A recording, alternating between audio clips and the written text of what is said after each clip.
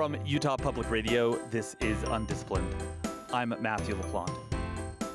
Last week on this program, I suggested that David Lipsky's latest book was sort of like the section of the Hebrew Scriptures where we become privy to the lineage that leads from Adam to Noah and the Great Flood. In that analogy, last week's episode got us through Jared, maybe Enoch. We're probably not quite at Methuselah yet.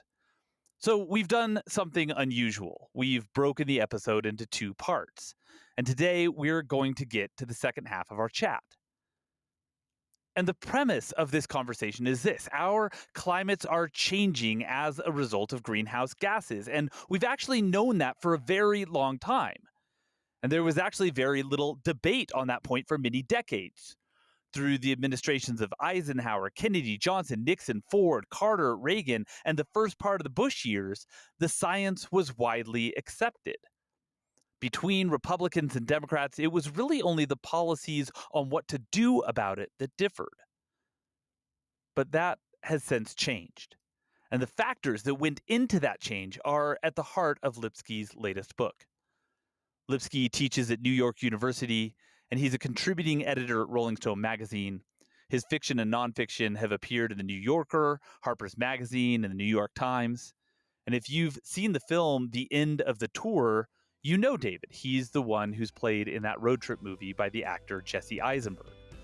Lipsky's new book is called The Parrot and the Igloo.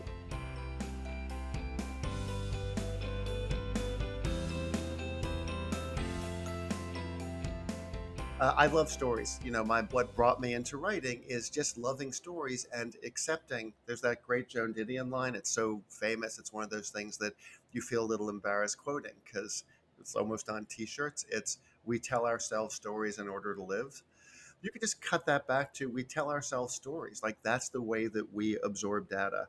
And so I wanted to, so that people could understand how far back this goes. And so they could never be misled again by either well-meaning politicians or, even more importantly, by dark-minded politicians or by commercial interests, that it would be impossible. And the way to do that would be to make this as fun as any other book you could read. And the way to do that was to tell human people stories.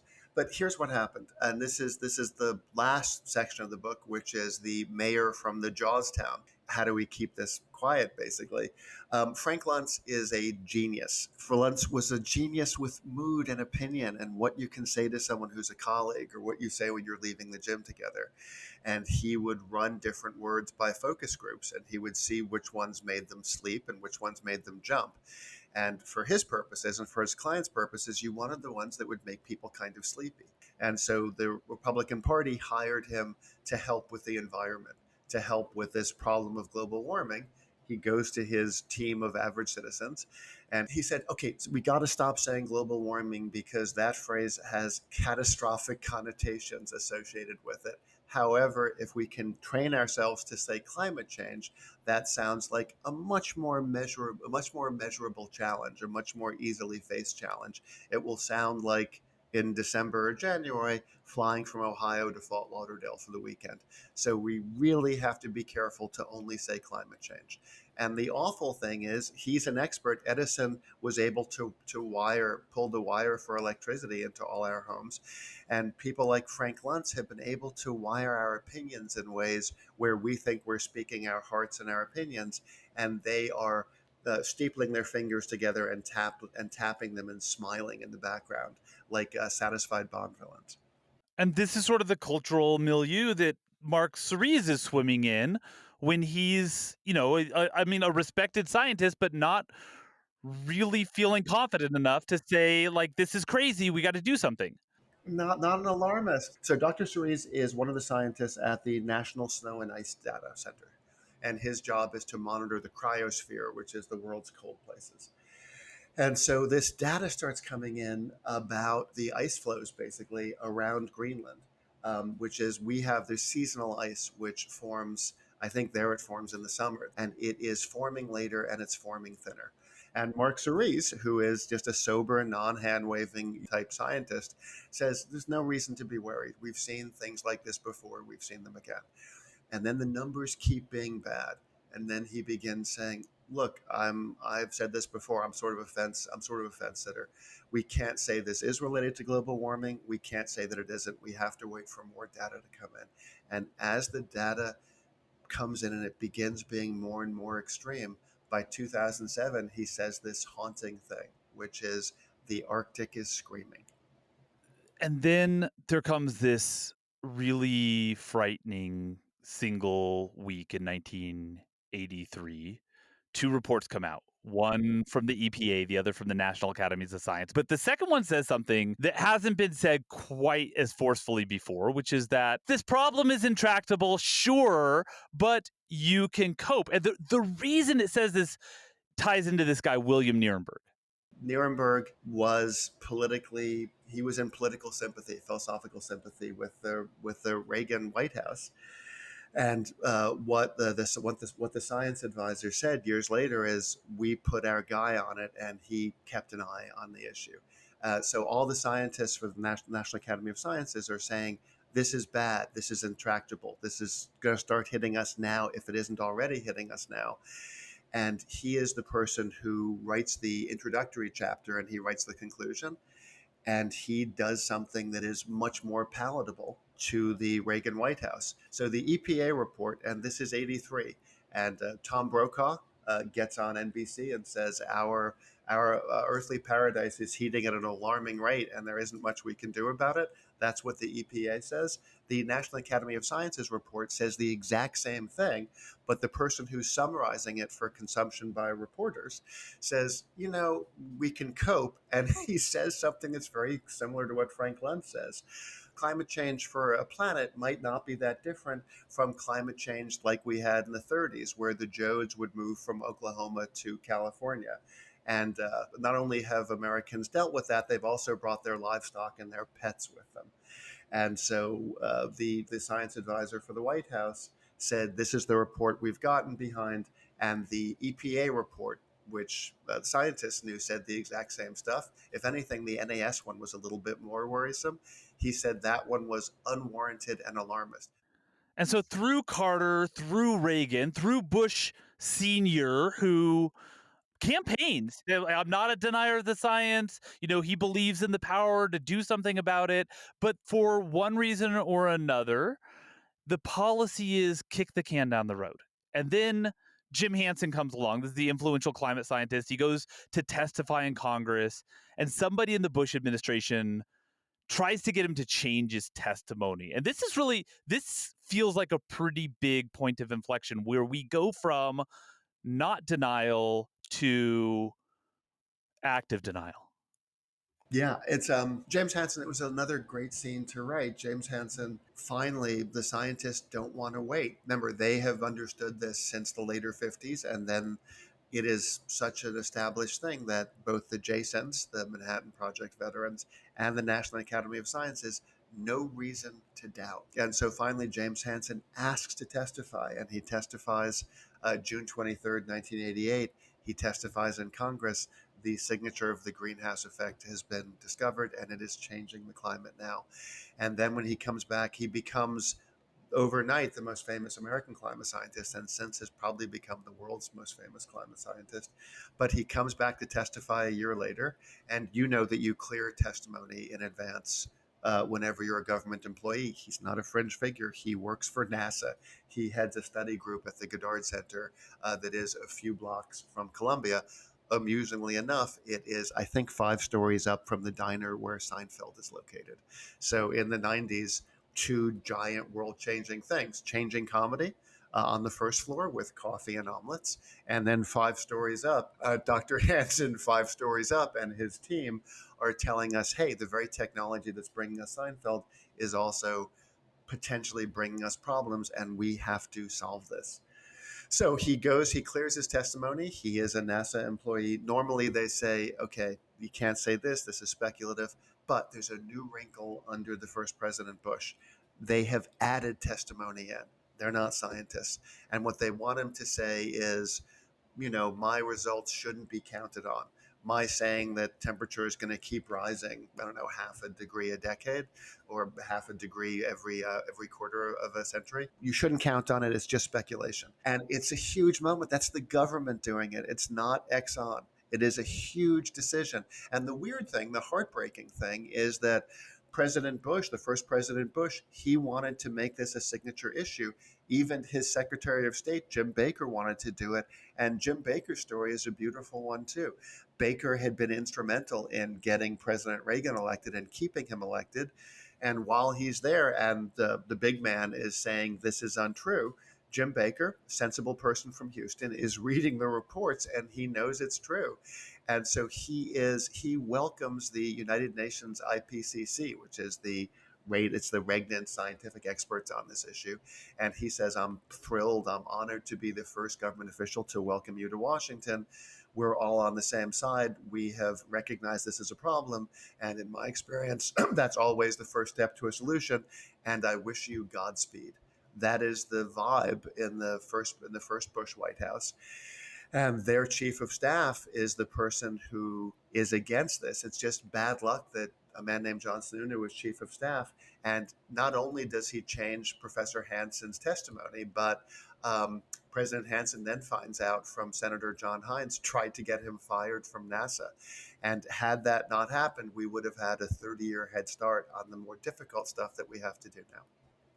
And this is part and parcel to something that we haven't talked about too much so far. We've really talked primarily about politics and science, but during those same years, there's this very powerful force that started to enter the conversation, the power industry.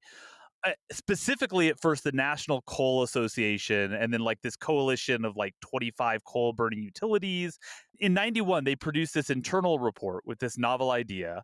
Let's position global warming as a theory, not a fact. And so this is the undercurrent that's happening as Sununu's coming in and changing Hanson's testimony. And we're moving from this period of, yes, climate change is real. Yes, it's human caused, but we have differences of opinion on what to do about it or not do about it, to this active denial.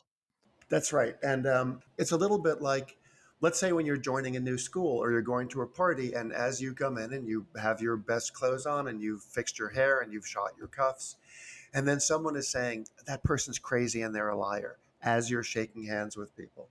And the reason that the coal industry did it, they said it's an existential issue for us. If Americans believe it, they're going to stop using coal to generate their electricity. And there's this organization that stands up, the Information Council for the Environment. ICE, they called it ICE. This is brilliant. Really, I mean, like if it wasn't so gross, you'd just tip your hat. Yeah. And it was also funny to see the names they rejected. So they clearly wanted to use ICE because that's a chilly name. So if you're trying to get your fingerprints on what people will think of their own opinions, it's great if it's coming from an organization called ICE. They almost used informed citizens on the environment, but then somebody was like, no, we don't want people to be informed, and we don't want them to think of themselves as citizens, and we don't want them caring about the environment. So there's like, okay, we just can't have all three of those words together. That's how careful they were. These groups, they start using, I mean, like just line for line, the playbook of big tobacco. They question the science. They pay scientists big bucks to say that the science is wrong. They start to muddy the waters, and it's just deny, deny, deny. This interesting thing starts happening around this same time where these groups start playing around with messages. Global warming isn't happening. Well, okay, it's happening, but it's not happening because of us. Or, maybe there's a guy who's like, maybe it's happening because it's God's plan. And maybe if it's God's plan, it'll actually be good for us. I mean, they're throwing. That's the guy from Western Fuels. Yeah. Yeah, they're throwing things against the wall to see what sticks. That's right. They will do. That's Fred Palmer. And I think he was a sincerely religious, if slightly misguided man. He said, there's so much coal and fuel around that we have to consider that this was God's plan to account for the tremendous success of our species. So yeah, so that maybe that will work. Maybe we can say this is part of God's plan. And what they also find, what they find that really, really works, what works is saying, we think you're on the right track. We just need you to bring us more research. And the same scientists, this was so funny and odd and sad, but thrilling to be a story that you were telling. The same scientists who they hired to say that about tobacco smoke, they were the people who then went on to start saying the same thing about global warming. Because the goal here, much as the goal was with tobacco, was, well, this is what climate journalist Ross Gelbspian once said. The goal wasn't really to win. It was just to Keep keep, the argument going. yeah. Like, they know they're going to lose. But if you lose in 1991, you don't get all the revenue. If you lose in 2024, you have a third of a century's extra revenue to make your family happy and to make the family of your shareholders happy. You wrote toward the end of this book that you feel like you became a pretty unpleasant person while writing it. But it's such an unpleasant story. It's full of unpleasant people. It sort of feels like that's to be expected. Yeah, and the reason that people can get away with stuff is because we don't have time to do the research ourselves, and it is hard. It's often the material on this is difficult. It isn't fun. And so when I would be traveling to do the research on the train or by plane, I would see people reading the kinds of books that I love, like Gone Girl or Curtis Sittenfeld or short story collections by Laurie Moore. And I thought, okay, one thing I can do with my sentimental affection for the planet and for people making good decisions is I can try to make this as good a story as those things so that it would be as fun to read as Gone Girl, except you would have a kind of Kevlar when someone came in shooting fake arguments at you, like trying to shoot climate change instead of global warming into your head. This would work as a kind of Kevlar. The way you set up this story, there are these points along the way in which anything could have changed, where the industry of denial could have suddenly been denied the oxygen it needs to survive, but then at every turn it finds this one molecule and it keeps burning. And so now we've got this fire, this conflagration. And so, at the end of this process, I'm wondering, do y- if you feel like we'll ever be able to put out this fire of climate denial. I would love to talk about that a little more because I think that the issue has gotten away from us and it has fallen into. I can almost promise this is going to be my last movie reference, but this issue entered the Thunderdome of our national life. And Thunderdome is just two people enter, one person leaves. And that tends to be how we settle every issue. So it enters our National Thunderdome in the mid 50s, and the Times writes about it. Like, this is mainstream science. It's so mainstream that by the early 60s, the Times says this has been one of the primary concerns of climatologists in recent years is, why is our climate changing? When the Times writes about it in October of 1956, what they say is sometime in the future, if it's true, what's going to happen is there will be warming at the poles, which of course is where it's warming the fastest. And eventually they could be transformed into tropical jungles with tigers prowling through the underbrush and gaudy parrots squawking from the trees. That's October 1956. And then by February of 2010, when the denial movement is at its height, there is an extremely heavy snowfall in Washington on the Washington Mall. That beautiful, it's like 4 football fields together, that beautiful straight expanse with the Washington Monument at one end and all those wonderful Smithsonian museums on either side.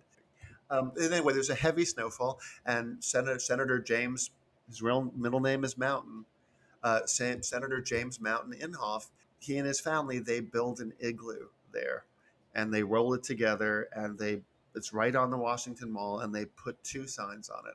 The first sign is Al Gore's new home. He's being punished for caring about this issue and saying it early. And the second sign is honk if you heart global warming. And so the story, the larger story the book tells is how we got from a parrot to an igloo. But the other story is, I don't think that that has proven to be. And it's fun. I teach, as you mentioned before, and I don't know if this matches your experience too. It seems like younger people coming up now, they are less addicted to that binary than people have been in the past. And I think the reason that they're kind of moving away from it is that it's not effective. So that one of the things that's happened to the issue is that at the moment it seems like the issue belongs to the blue team, our team, and that we use it at the same time that we don't do much about it. We use it to morally punish the red team, and it would be great if that led to sensible climate policy, but it hasn't. That approach to this issue has not yielded effective results. What I've noticed, like, I have been careful not to say the science because it's one of those ways. The reason that someone like Frank Luntz can succeed is that aside from all the other things motivating us as people, we also want to use phrases that work as codes and that identify us as A, being on the right side, and B, being fashionable, being up to the minute. So the reason that Frank Luntz could win, and the real reason that every, pretty much every pleasantly coiffed, beautifully coiffed talking head on television and every beautifully modulated speaking voice on podcasts and on National Public Radio, the reason that they would all say climate change is there's that drastic anxiety we have when we're speaking that we don't want to say something that's out of fashion. We don't want our words to be wearing bell bottoms. And so we'll say things like the science because that's popular, or we'll even use a word like denial, which is a beautiful phrase, but it's also a phrase that takes its power from a very dark source. And so I think when people hear that, they hear that the people who are speaking to them are trying to find some kind of moral advantage in discussing it as opposed to looking for solutions. And I think that's part of what's interesting about being human animals with a feeling of their own immortal souls somehow, or their own mortal souls, which is we feel somehow it's the part of us that was raised with grim fairy tales, that this is like Rumpelstiltskin. It's a story with a moral, which is, and it goes back to something that we would make fun of from the early part of the last century if God had intended man to fly, et cetera, et cetera. Similarly, we still have that thing. It's banked into us, and so part of us feels like, I know we shouldn't have had electricity. It's too good a deal to drive a car 2,800 miles from New York City to Los Angeles, or to go in 7 hours from New York City to Gatwick. How dare we? But another way of looking at it, and the way scientists look at it, is simply it's not a moral thing. It's just a technological problem. It's a technological problem, and it may admit to a technological solution. In the spring of 2020, when everyone was getting anxious, the government said, you have to change your life entirely. And within a few weeks, Americans responded to that challenge. They masked up and they stayed in their homes. They stopped going to work. They made David, I am so glad you're saying this. So this is such an important point because so many people feel like our country was so divided by the pandemic. And long term, maybe that's true. But there was this point in time where we demonstrated through our actions in no time at all that we could all get on the same page. This all relates to the last words in this book. Sort of pinned to the end of your acknowledgments is this recollection of something Jim Hansen said when he went to a White House panel at the same time that this sort of kick the can strategy was morphing into the stick the spaghetti on the wall strategy.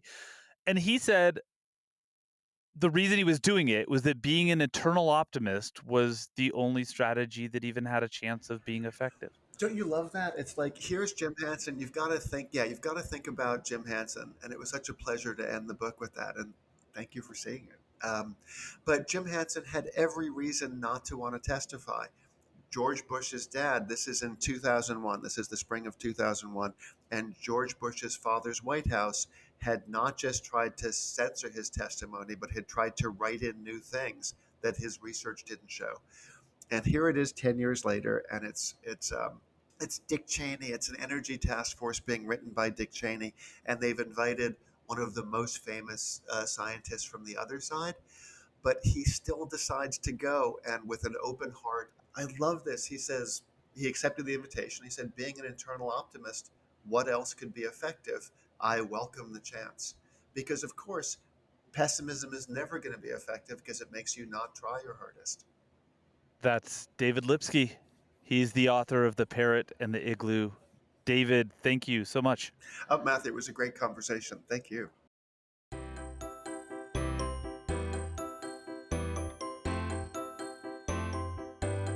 UnDisciplined is a production of Utah Public Radio, and if you happen to live in Utah, you can listen to us on UPR every Thursday morning at 10:30. If you miss us, then you can listen to every episode of UnDisciplined wherever you get your podcasts. Our program is supported by the College of Humanities and Social Sciences at Utah State University and from listeners like you. You can support our work at donate.nprstations.org/UPR.